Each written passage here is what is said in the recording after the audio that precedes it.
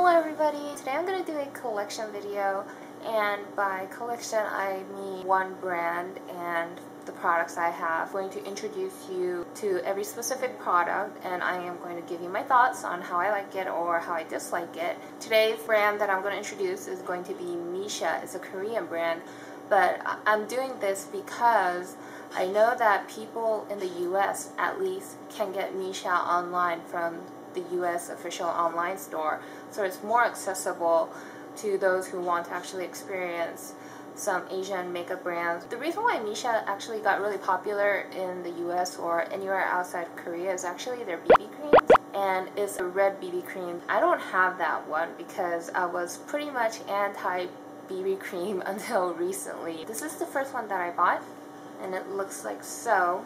The only problem with Missha is the shades are very limited when it comes to skin or foundation BB creams. It's either 13, which is very light, 21, which is pretty light too, and 23. My shade is 21, and the bottle looks like so, and it's actually plastic. It's really pretty, and it's a pump type. And this one actually has a little bit of pink in it. It's not as yellow as some Asian foundations are. So if you could see, it basically just looks like skin color.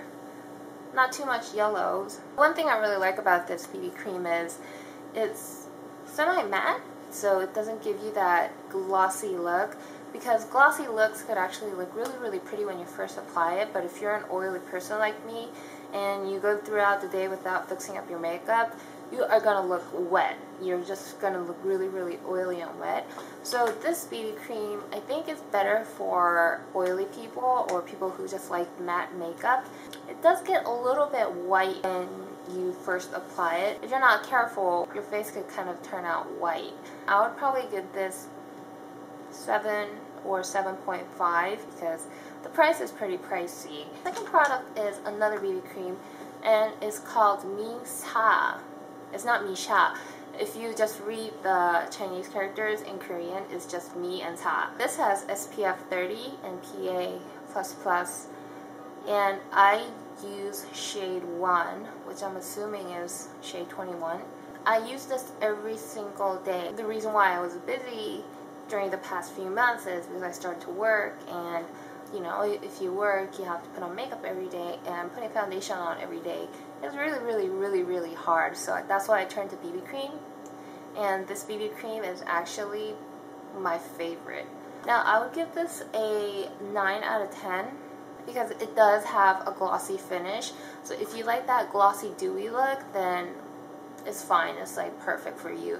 But if you're kind of oily like me, you really actually do have to powder your nose after lunch break or whatnot. This, compared to the other BB cream, has a little bit more of a gray in it, but once you spread it out, as you can see, it blends in really well with the skin color. I just think this is a very nice, convenient product if you have to apply something on your face every single day. I have another BB cream, which I think is fairly new product. It's the Cover BB Balm Packed. This is in 21. I haven't used it yet, but it comes with its own sponge. And it's actually a BB cream in a cream powder type. And the reason why I haven't used it yet is because I want to get rid of this first and then start using this. I don't want to jump around.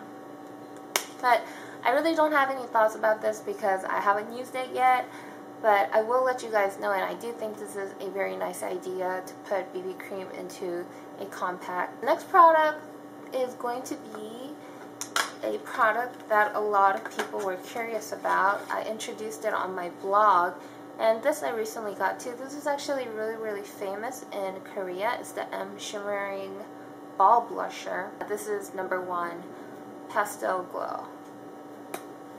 Here's the brush, and if you unscrew this, a little cotton thing stops the balls from spilling, and this is how the balls look like. Now what you have to do is, I recently cleaned the brush, But all you do is swirl it around and you get a little bit on your brush and just put it where you need any sort of highlighting. I think this is a very, very nice product. I think I'll give this an 8.5 out of 10 because, I mean, the balls go a very, very long way. It's a nice price, comes with a brush, and it's just one of those fun products. The BB Boomer, this is also very famous too. A base or a primer before you apply your BB cream so your BB cream could apply better. It does have a little bit of pinky sheen to it. It's actually hard to tell. But if you look at it from different angles, there is a slight pink tint to it, and it actually reminds me of MAC Strobe Cream. Only the texture is a little bit different. MAC Strobe Cream is extremely dewy, or greasy, should I say. This is more like a lotion, I would say. A lotion without that much grease, because I can't really feel the silicone in it. It doesn't have that silicone texture. It doesn't actually stop you from greasing up throughout the day. Again, if you're a greasy person like me, I really don't think this actually stops your grease or whatnot. It just helps your BB cream to apply better. Saying that, I think the BB Boomer would probably get a 6 or a 7 out of 10. I don't actually see anything really special to spend like $10-20 on this product. A similar product is Misha the Style Pore Minimizing First Base.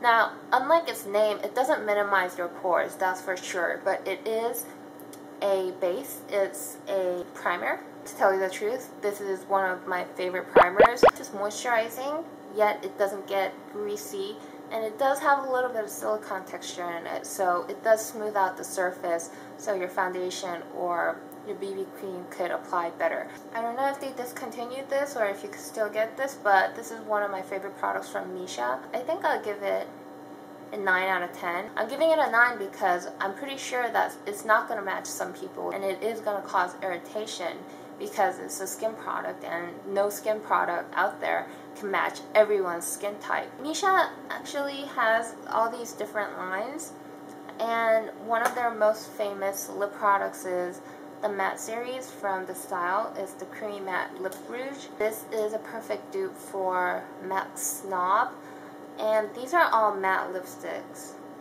So as you can see, it's just literally really matte. I would say this is 99.99% identical to Snob, except Snob has a little bit, a very subtle shine to it, but this thing is just pure madness.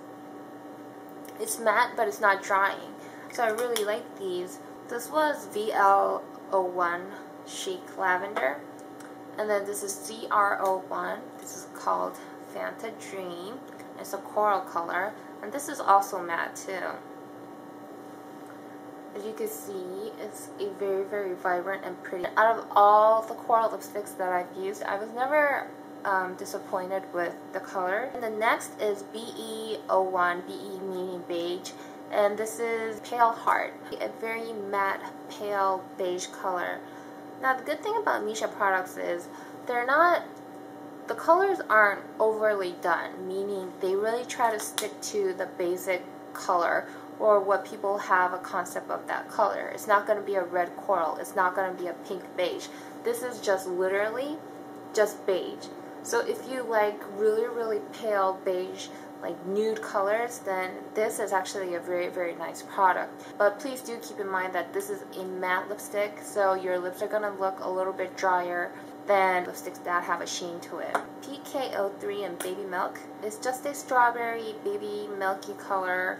I used it in a couple of my tutorials, and it's just this color.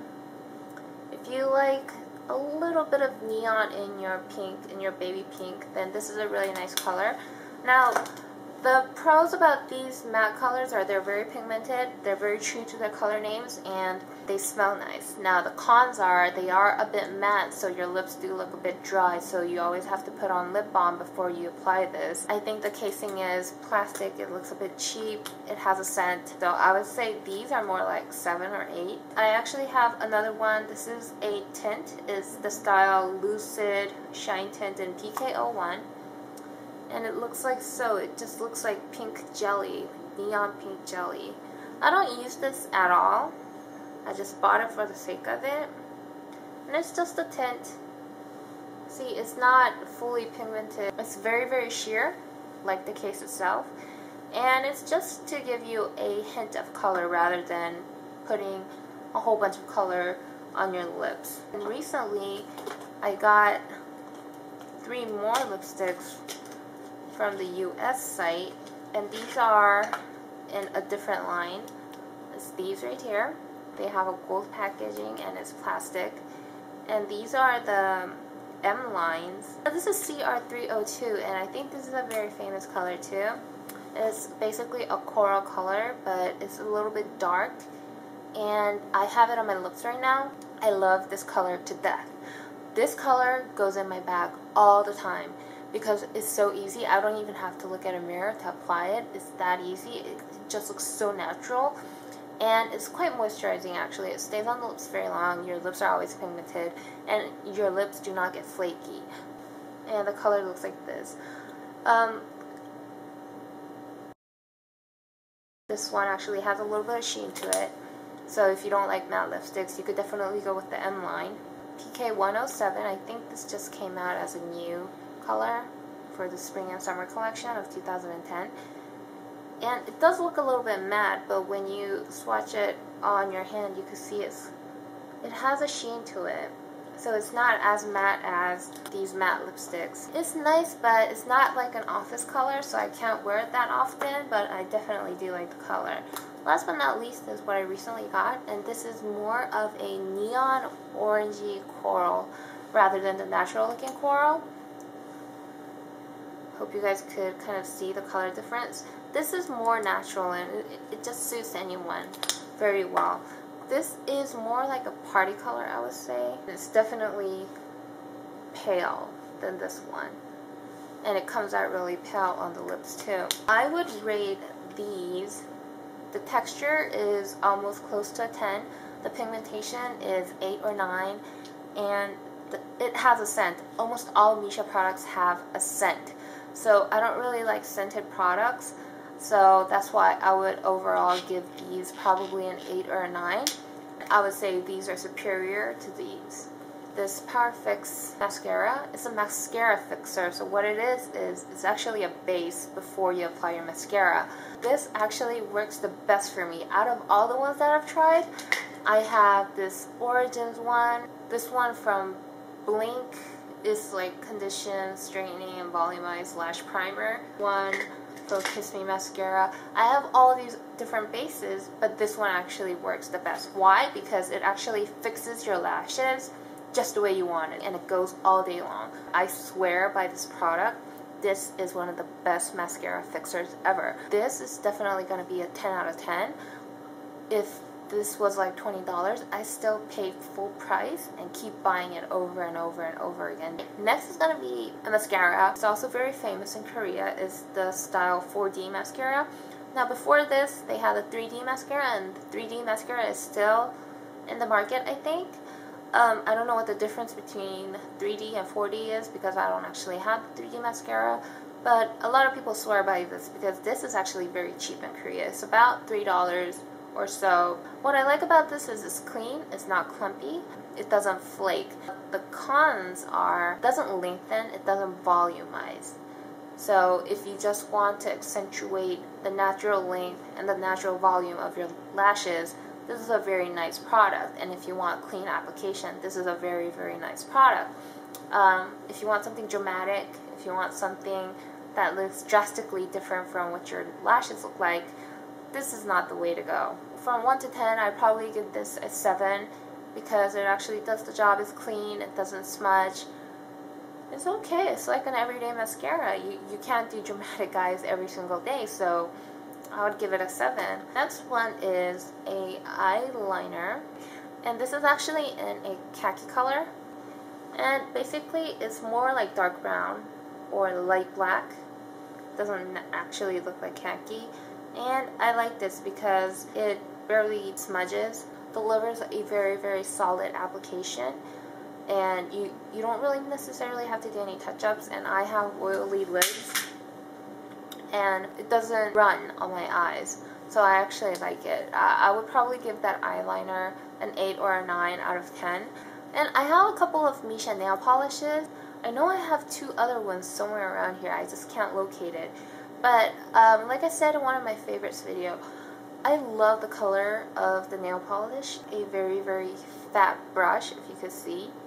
It's fatter than normal. I give this brush a lot of credit because it's very thick and fat, so you don't have to go over and over and over and over again on your nails and get it all mushy. You usually need 1, 2, or maybe 3 strokes, and then you're pretty much done. The color applies very well. The formula dries very fast, but I do have to say this is not the strongest formula out in the market. It's not like OPIs. It actually does chip. And if you do dishes or if you soak your hands in something chemical, this actually peels off. It's more like a peeling off than chipping off. The colors are lovely, the packaging is cute, it's like a shape of a heart, but it doesn't perform as the best nail polish. So I would probably give it a 6 or a 7 out of 10. I would probably give it a 6 because the formula itself is pretty sucky. I wouldn't say sucky, but you know, it's not the best out there. Alright, so hope this video helped you guys, and sorry I kept on dropping things and video goes out in the middle, but anyways, I'll see you guys in my next video.